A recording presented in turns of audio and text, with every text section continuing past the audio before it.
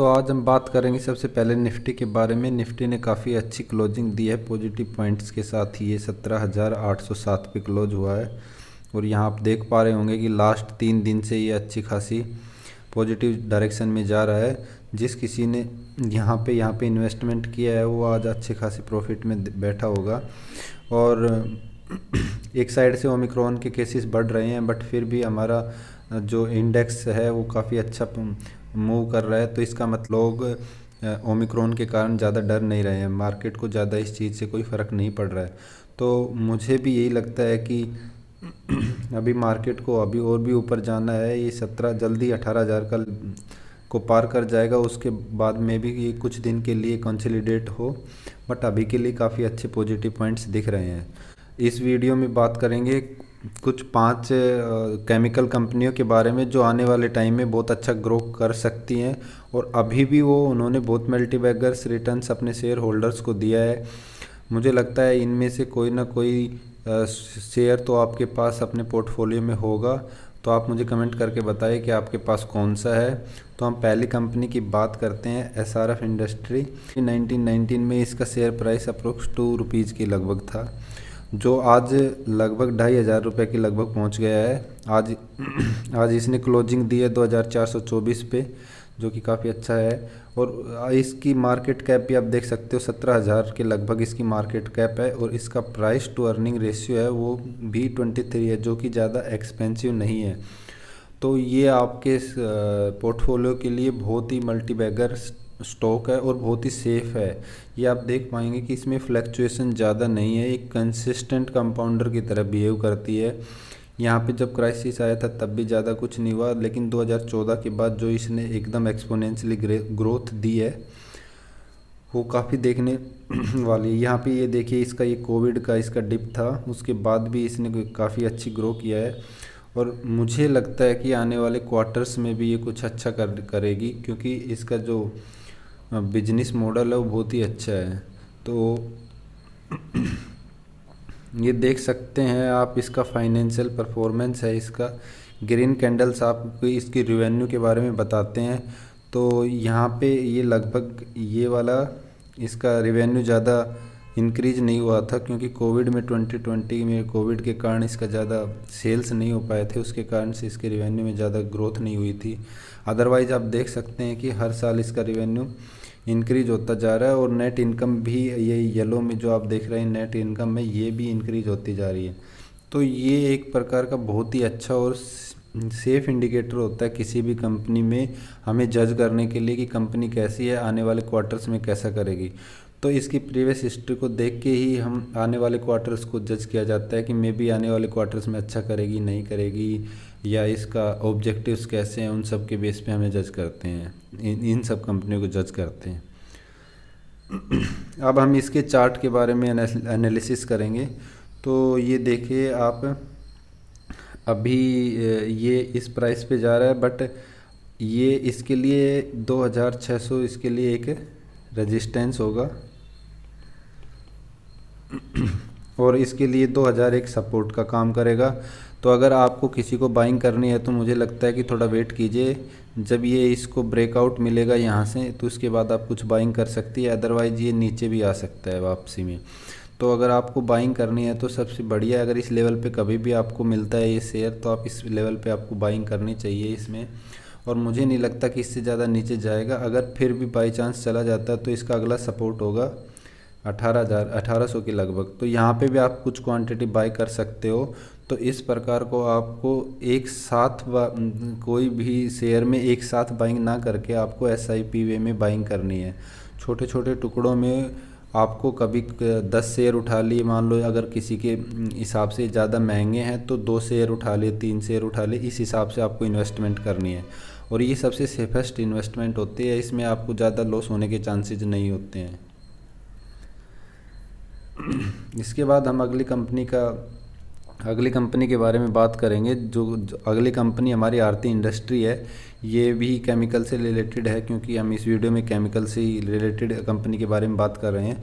आप देख पाएंगे कि 1919 से जब से इसका चार्ट अवेलेबल है तब से ये ₹1.13 का जो शेयर प्राइस था आज 992 के अप्रोक्स हो गया, जो कि मोर देन 1000 से ज़्यादा हो गया था। बट ये अभी कुछ आपको डिस्काउंट पे अवेलेबल है, कुछ नीचे आ गया है। तो यहाँ आप देख सकते हो कि ये सबसे बड़ी पहचान होती है किसी भी मल्टीबैगर स्टॉक के लिए। और किस प्रकार से ये यहाँ पे आपको दिख रहा है, इसका मतलब ये नहीं है कि इस कंपनी ने इस रीजन में अच्छा नहीं किया, इसने इस रीजन में भी अच्छा किया है। बट क्योंकि ये आगे इसका इंक्रीमेंट है, ये यहाँ पे इतना ज़्यादा है कि इसको हम अगर अच्छे से जूम करके या तो इसके रेस्पेक्ट में ये नलीफाई हो जाता है। ये आप देखिए यहाँ पे भी इसने इस रीजन में भी इसने अच्छा ग्रो किया हुआ है।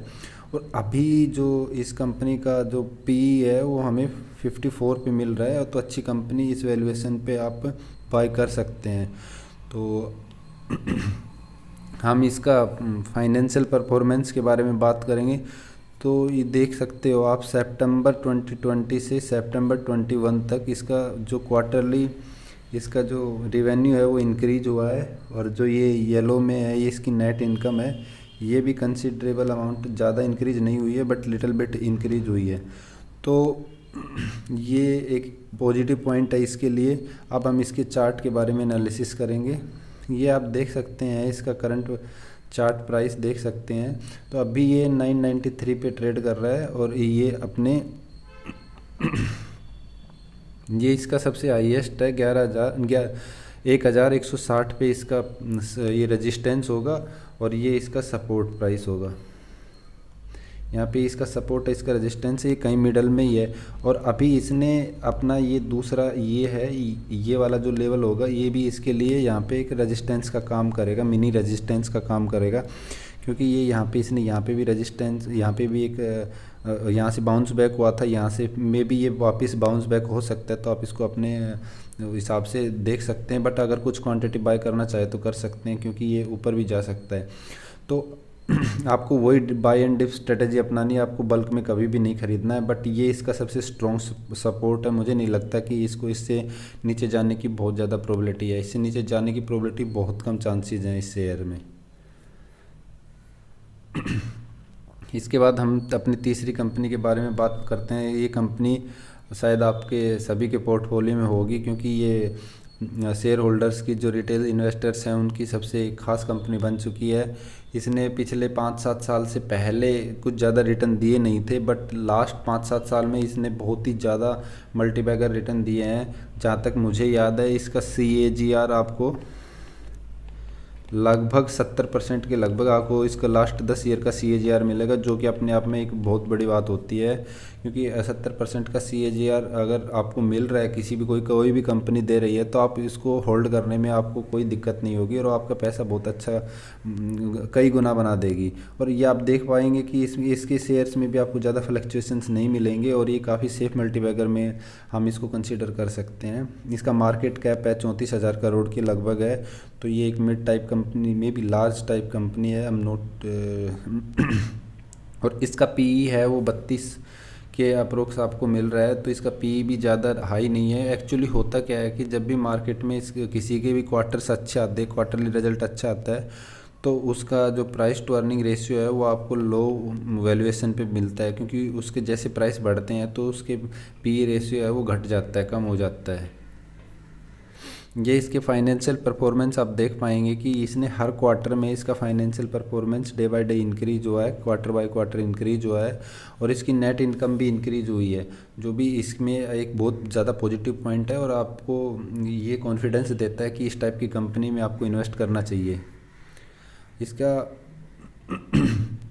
इसके बाद हम अगली कंपनी की बात करेंगे। इस कंपनी का नाम है अल्कलाइन अमाइंस। अल्कलाइन अमाइंस ये भी एक दीपक नाइट्रेट के साथ एक कॉम्बो है, जो मोस्टली लोगों के शेयर होल्डर्स, मोस्टली इन्वेस्टर्स के पोर्टफोलियो में दीपक नाइट्रेट और अल्कलाइन अमाइंस होता है। इसने भी अपने शेयर होल्डर्स को पैसा देख सकते हो आप कितना टाइम दिया है, यानी कि अभी तक इसने 177 टाइम अपने शेयर होल्डर्स का पैसा कर दिया है। और इसका मार्केट कैप आप देख पाएंगे कि 18,000 करोड़ है और यहाँ से भी बहुत ज़्यादा पोटेंशियल रखता है। ये कंपनी की आगे जाके बहुत ज़्यादा ग्रो करेगी। इसका पी आप देख सकते हो लिटिल बिट थोड़ा लास्ट जो हमने स्टडी की है उन कंपनियों के कंपैरिजन में थोड़ा एक्सपेंसिव है, बट क्योंकि ये कंपनी ज़्यादा हाई रिटर्न देती है तो इसलिए मार्केट ने इसको ज़्यादा वैल्यूएशन पे दिया है। इसका लास्ट 10 साल का CAGR लगभग 70 से 80% के बीच में है, और लास्ट इसका 5 ईयर का CAGR अप्रोक्स 90% के है। तो अपने आप में एक बहुत बड़ा अचीवमेंट है। और आप देख सकते हो कि आपको ये कितने कम, ये आपको कितने डिस्काउंट पे मिल रहा है, तो ये एक इन्वेस्टमेंट करने का बहुत ही अच्छा मौका आपके पास है। इसके फाइनेंशियल परफॉर्मेंस भी देख सकते हो कि आप ये यहाँ पे बढ़े थे, बट इसके सितंबर 21 में कुछ डिप आया था, तो उसके पीछे भी एक रीज़न था कि रॉ मटेरियल्स का महंगा होने के कारण इस जो जिस टाइप के प्रोडक्ट्स ये कंपनी बनाती है उसके लिए इसके जो मार्जिन वो ज़्यादा हो नहीं पाए थे, इसके कारण इसमें रेवेन्यू ज़्यादा जनरेट नहीं कर पाई, और इसको क्योंकि रॉ मटेरियल में इसने ज़्यादा इन्वेस्टमेंट करना पड़ा था, उसके कारण से इसकी नेट इनकम भी कम हुई थी, जिसके कारण आप इसके प्राइस चार्ट में देखोगे, यहाँ पे इसके प्राइस चार्ट में आप देखोगे उसको वो लास्ट क्वार्टर जो सही नहीं आया था उस क्वार्टर के कारण ये लगभग आपको कम से कम भी 40% डिस्काउंट पे अवेलेबल है। और कोई भी अगर अच्छी कंपनी आपको इतने डिस्काउंट पे अगर कोई टेम्परेरी रीजन के कारण अगर आपको मिलती है तो मैं तो कहता हूँ उसमें आपको बाय करना चाहिए, क्योंकि मुझे लगता है आने वाले टाइम में अब ये क्या करने वाले हैं, अभी 1 जनवरी से इन्होंने अपने जो प्रोडक्ट्स का रेट बढ़ा दिया है क्योंकि रॉ मटेरियल्स महंगा हो गया था इसलिए, और दूसरी साइड से रॉ मटेरियल्स भी कुछ हद तक सस्ता हो गया, तो इनके मार्जिन्स हैं वो पक्का इंक्रीज होंगे और आने वाले क्वार्टर्स में पक्का अच्छा करेगी। तो जिसके कारण से आप देख सकते हैं कि इसके पिछले 4-5 दिन में इसने काफ़ी अच्छा रिवर्सल दिया है। तो यहाँ पे ये इसका एक सपोर्ट है, इस पे अगर आपको दोबारा मिलता है तो आप इस लेवल पे बाय कर सकते हो, कुछ क्वांटिटी आप इस लेवल पे भी बाय कर सकते हो। ये उसके बाद अगर ये यहाँ से इस ब्रेकडाउन देता है तो ये इसका बहुत बड़ा ब्रेकडाउन होगा, बट इसमें इस ब्रेकडाउन को देने के लिए इसको काफ़ी टाइम लग जाएगा, मे बी 1 मंथ के अप्रोक्स लग सकता है, बट लॉन्ग टर्म्स के हिसाब से कंपनी बहुत अच्छी है और आप इसमें इन्वेस्टमेंट करने का ये बहुत अच्छा मौका दे रहा है, क्योंकि यहाँ से आपको लगभग ये 15 से 20% के डिस्काउंट पे अवेलेबल है। तो इस टाइप की कंपनी को मेरे हिसाब से ख़रीदना चाहिए, और बाकी आप अपनी स्टडी और एनालिसिस के हिसाब पे डिसीजन लेना चाहिए आपको भी। उसके बाद हम लास्ट कंपनी की बात करते हैं, क्लीन साइंस टेक्नोलॉजी। ये अभी न्यूली लिस्टेड कंपनी है और इसका ये एक इस टाइप के सेगमेंट में, इस टाइप के सेक्टर्स में काम, केमिकल के सेक्टर में काम करती है जहाँ पे मेनली फ्रेगनेंस से और उस टाइप रिलेटेड है। तो आने वाले टाइम में जिसका फ्यूचर बहुत ज़्यादा है, और आप देख ही रहे होंगे क्योंकि मैंने लास्ट 2-3 दिन से इसको कवर भी कर रहा था कि आप लोगों को ये ख़रीदना चाहिए, और आज इस शेयर ने आपको 6.4% की तेज़ी के साथ ये 2641 पे क्लोज हुआ है।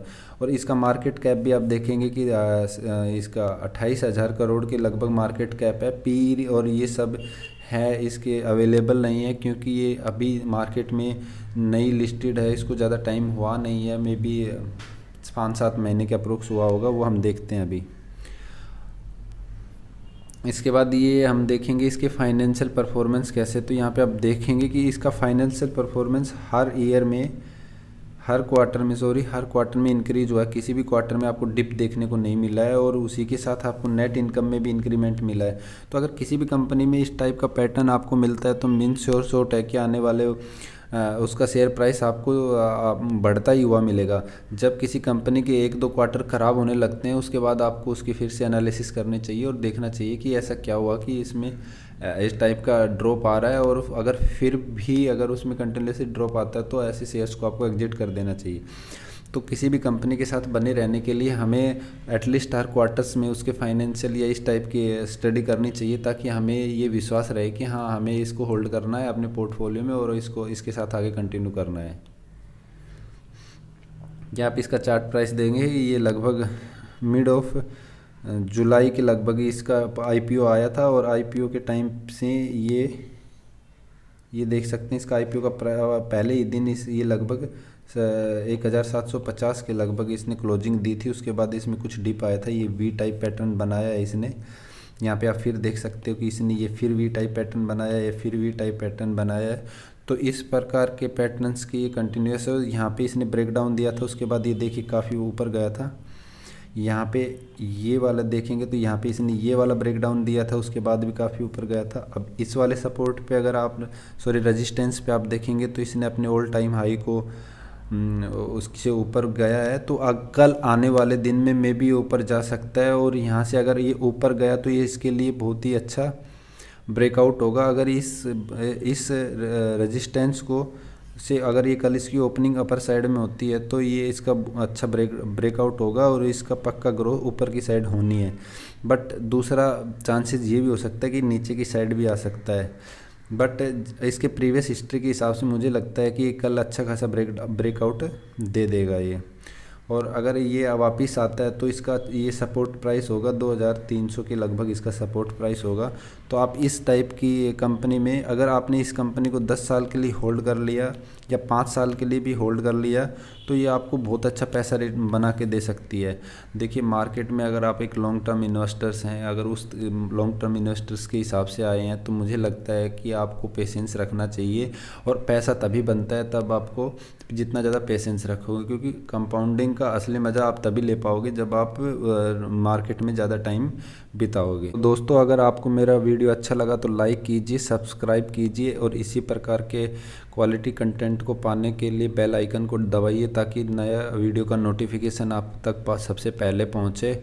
और अगर आपकी कोई क्वेरी है तो आप कमेंट बॉक्स में कमेंट कर सकते हैं, और मैं कोशिश करूंगा कि आपकी क्वेरी क्लियर करूं। धन्यवाद दोस्तों, मिलते हैं जल्दी।